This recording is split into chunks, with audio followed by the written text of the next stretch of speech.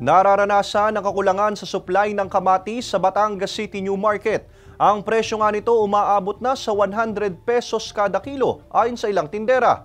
Para sa detalye, makakasama natin live si Denise Abante. Denise.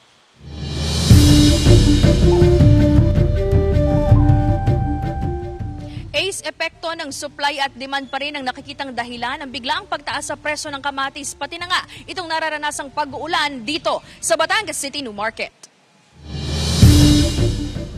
Talong, siling haba, sibuyas na pula at mga hiniwang sahog sa lumpiang gulay at ampalaya. Yan lang daw muna ang mga kinuhang paninda ni Aling Baby sa kanyang supplier. Kapansin-pansin na wala siyang panindang kamatis. Sa taas daw kasi ng presyo nito, posibleng masayang lang ang kamatis kapag hindi nabenta at malulugi pa siya. Ay napakamahal ng kamatis, 140. Pag nasiraan ka, lugi pa, kaya hindi na muna. Hindi na lang muna kukuha kasi malulugi.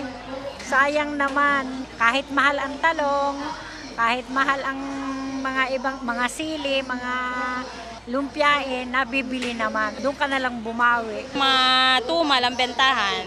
Lalo na ngayon, mahirap ang buhay. Parang kulang yata sila hindi naman, sa supply siguro. May limit po may sira. Minsan ay nasa 1 kilo sa 20 kilos, 90 na lang nakukuha. Hindi halos walang kinikita. Hindi bibigay nilang yun sa kahit sa puhunan.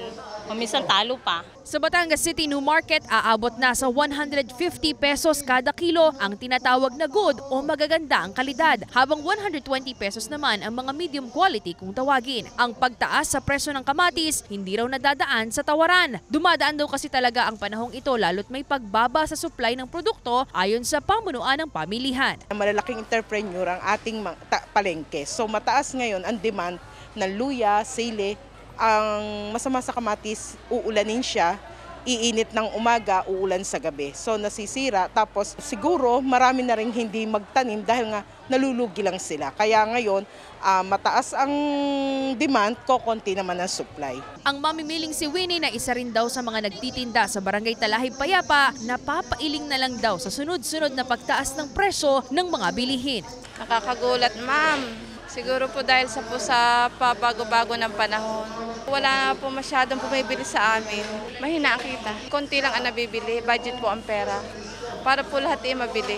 Gaya ng dati, umaasa pa rin ang mga mamimili at tindera na bababa ang presyo ng mga bilihin sa mga susunod na araw.